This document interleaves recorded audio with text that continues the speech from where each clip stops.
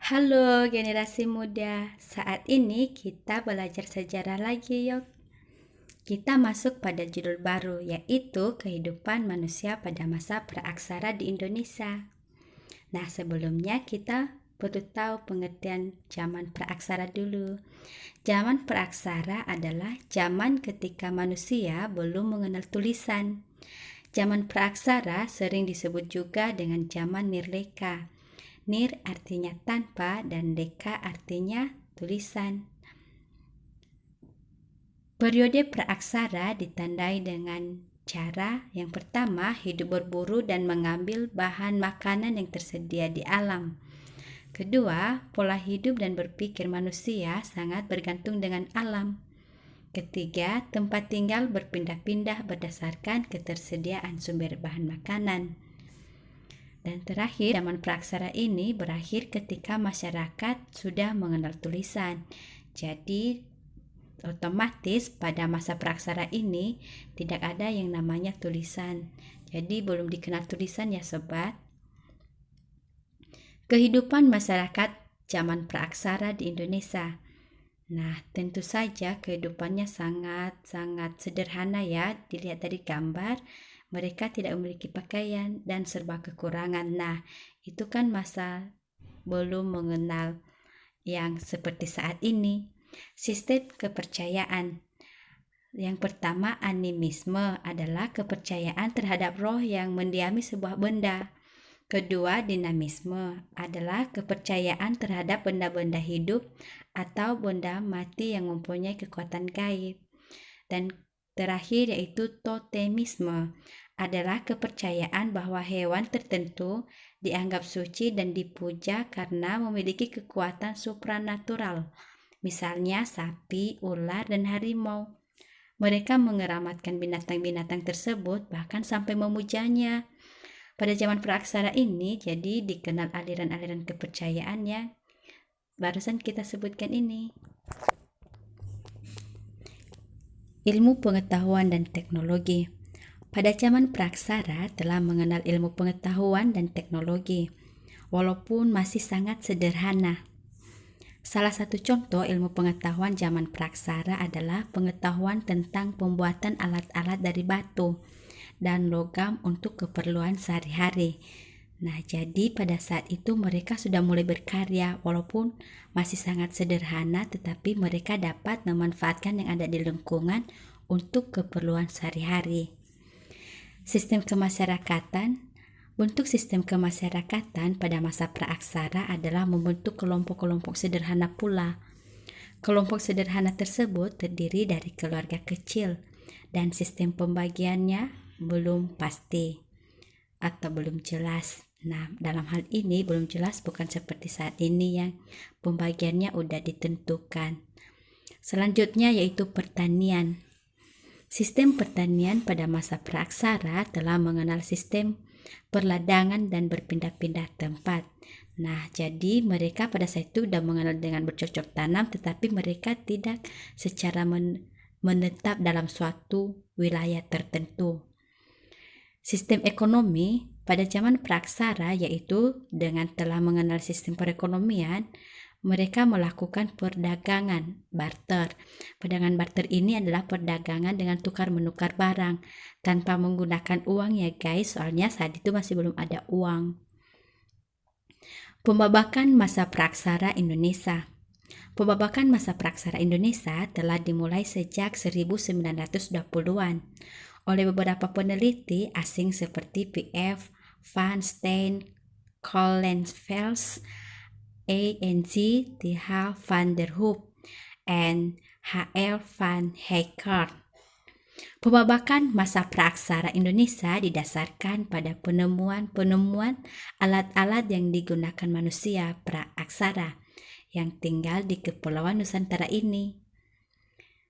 Nah, jadi dapat ditentukan oleh ilmuwan dengan berdasarkan pada penemuan-penemuan pada hasil pada zaman dari dulu itu. Para ahli arkeologi dan paleontologi membagi masa praaksara Indonesia ke dalam dua zaman, yaitu zaman batu dan zaman logam. Zaman batu adalah zaman yang dapat dibagi dengan beberapa zaman juga berdasarkan kehalusan, bentuk, jenis, dan ukuran alat bantu yang diciptakan.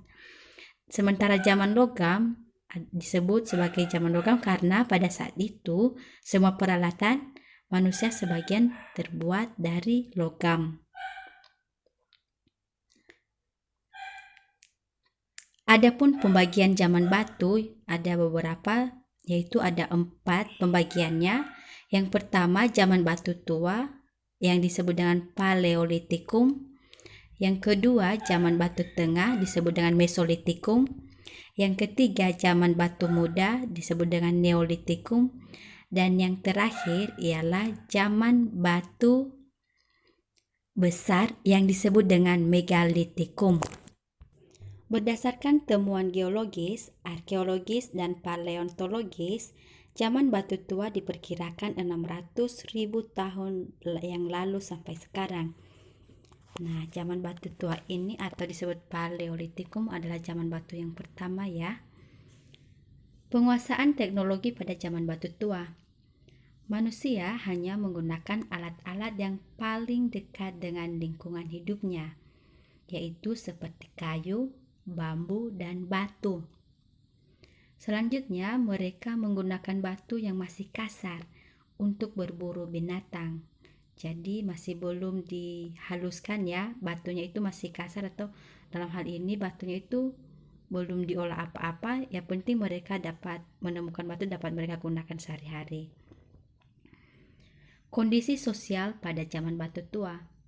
Kehidupan manusia masih nomaden atau berpindah-pindah dari satu tempat ke tempat yang lain.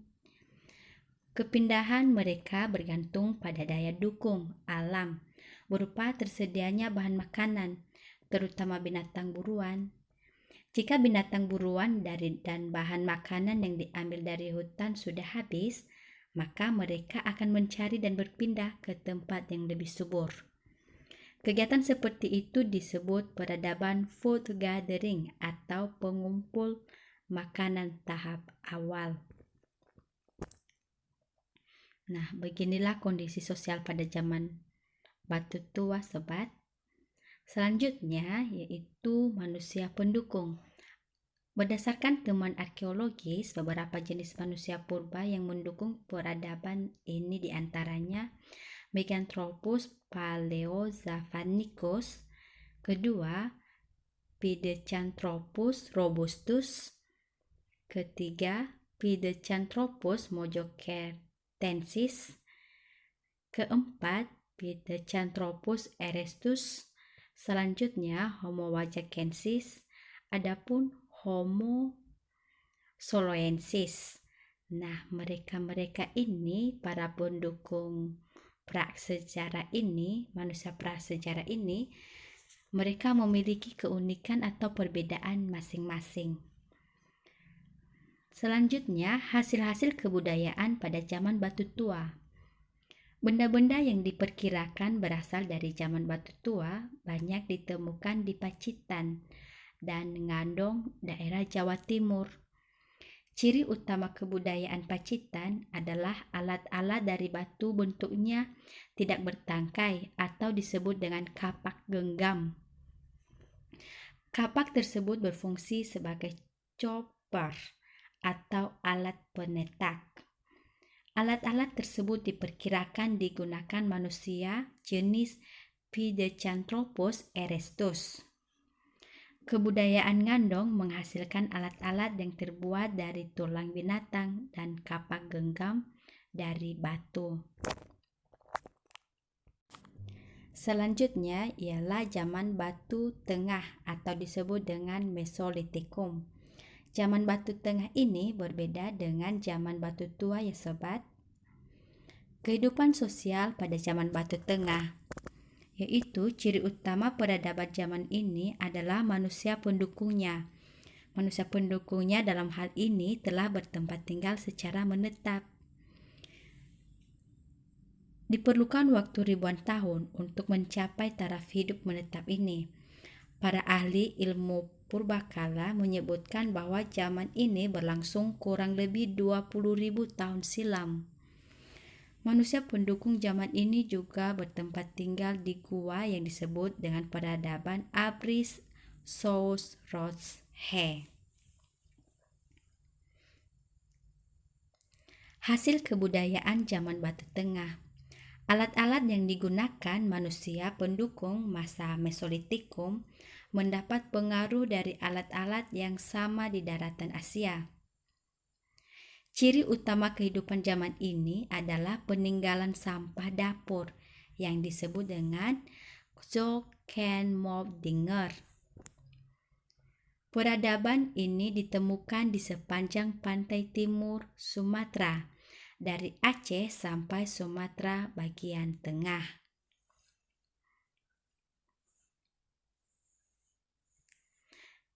Keberadaan teknologi zaman Batu Tengah. Dengan ditemukannya kapak genggam yang disebut pebble, mereka menggunakan batu pipih dan batu landasan untuk menggiling makanan serta membuat cat yang diperkirakan ada kaitannya dengan kepercayaan mereka. Pembagian kerja berdasarkan jenis kelamin laki-laki dan perempuan. Perempuan bekerja di rumah dan mendidik anak serta menyiapkan makanan. Adapun laki-laki dewasa berburu binatang. Manusia pendukung zaman Batu Tengah. Manusia pendukung peradaban Mesolitikum ini merupakan campuran bangsa-bangsa pendatang dari Asia.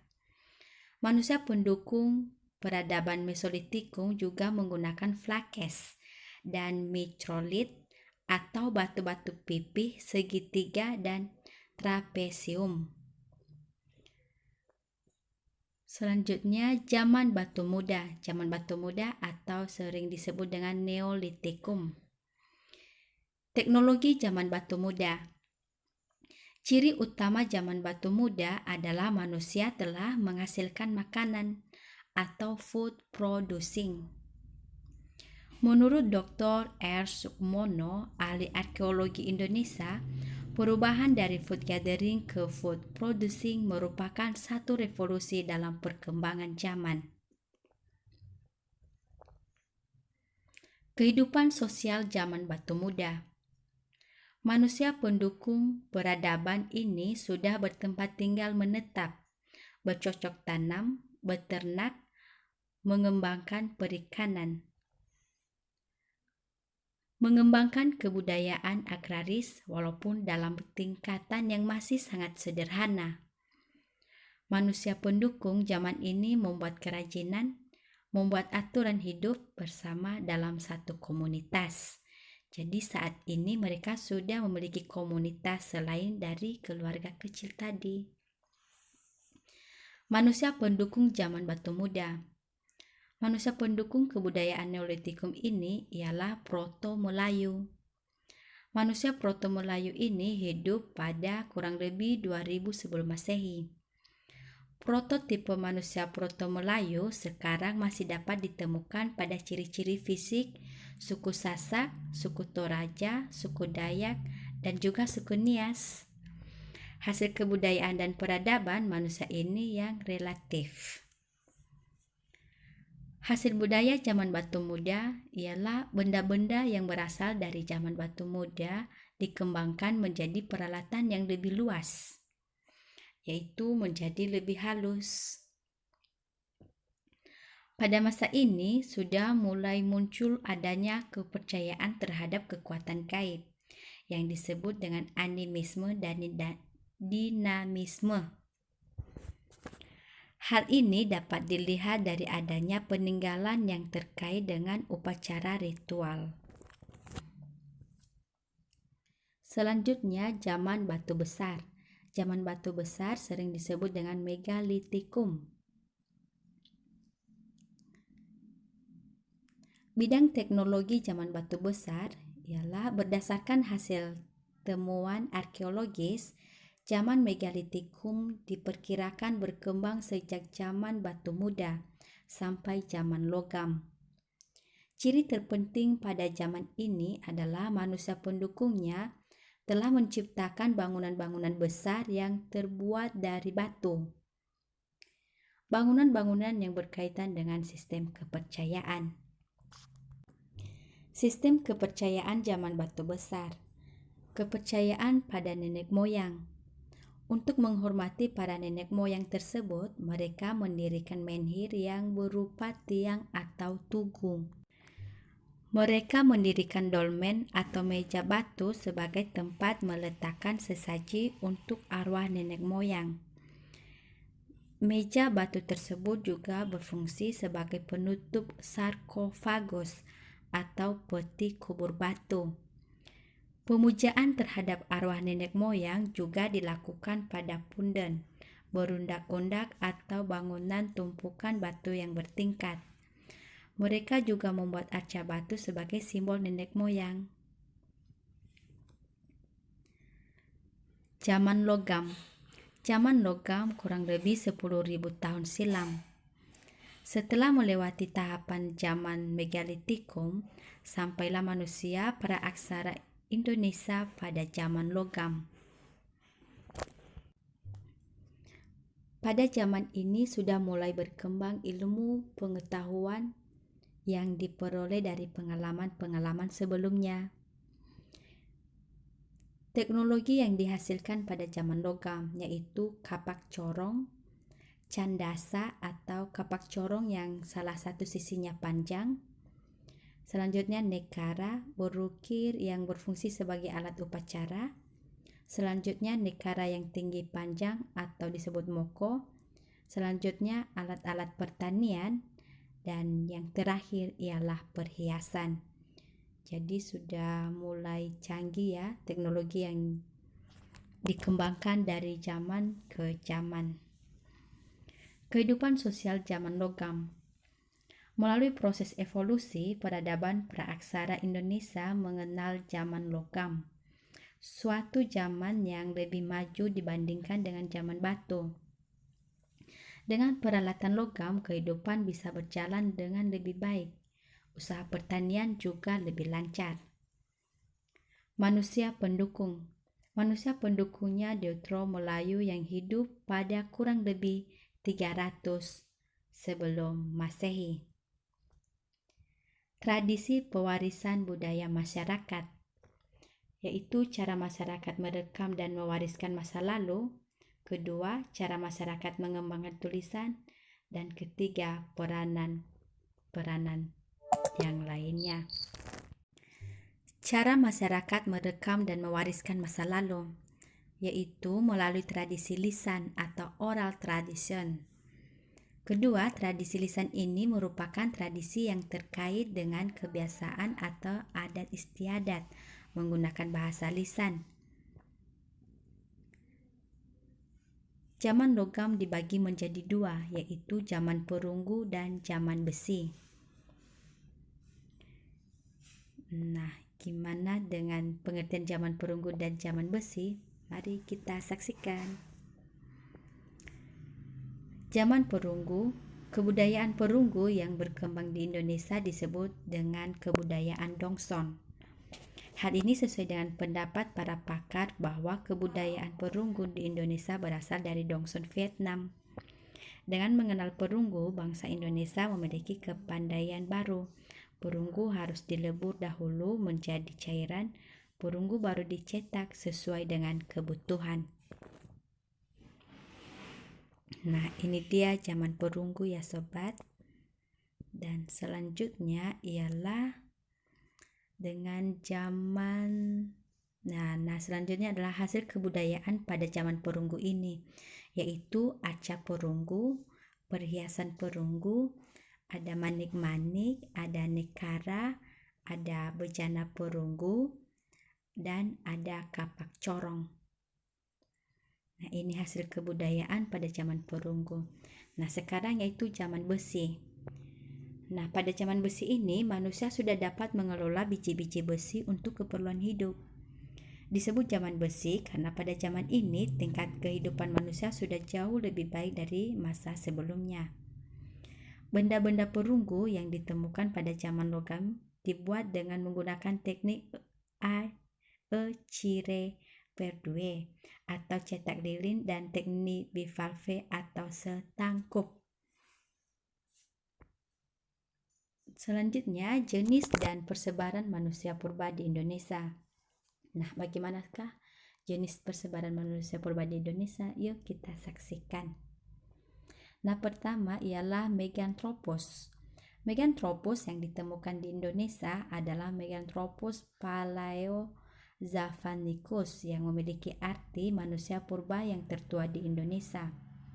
Meganthropus palaeozavanicus berasal dari kata mega artinya besar, anthropus artinya manusia, paleo artinya tertua, dan javanicus artinya Jawa.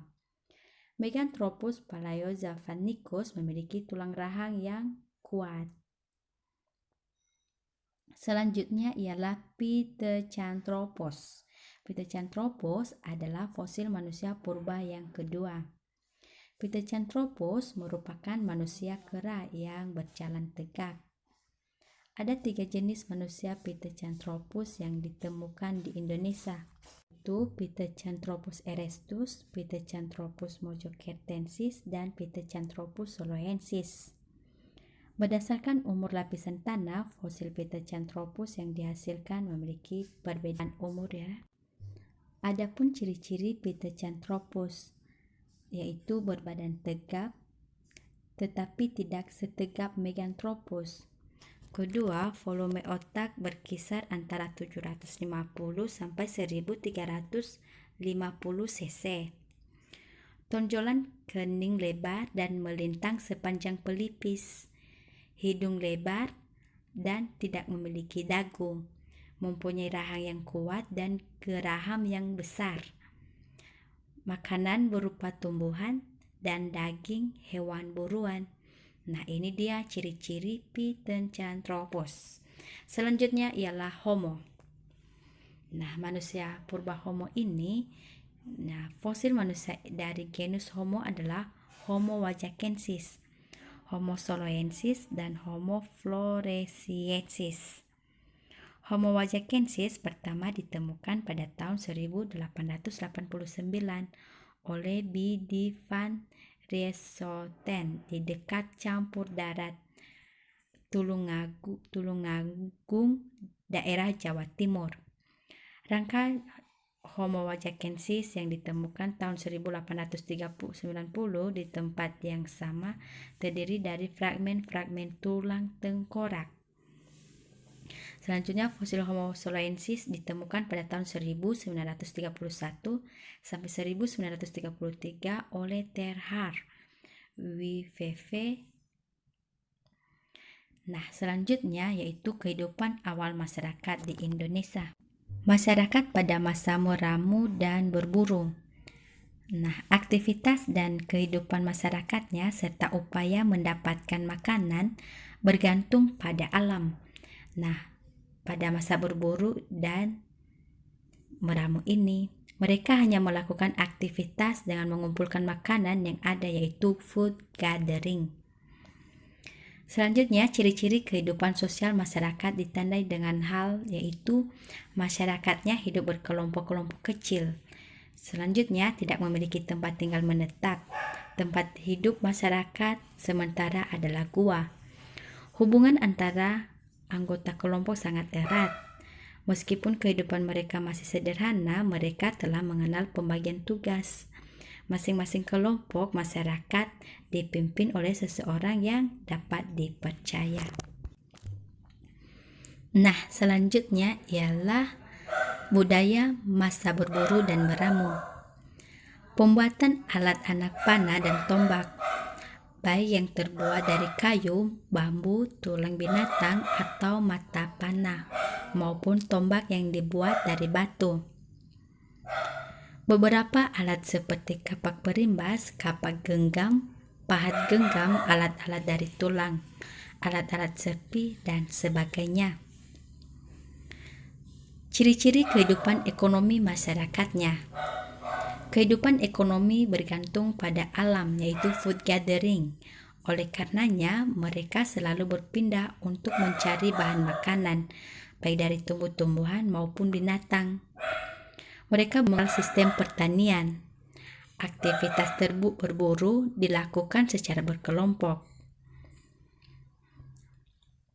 Nah, selanjutnya ialah cara masyarakat mengenal tulisan dan mengembangkan tradisi sejarah.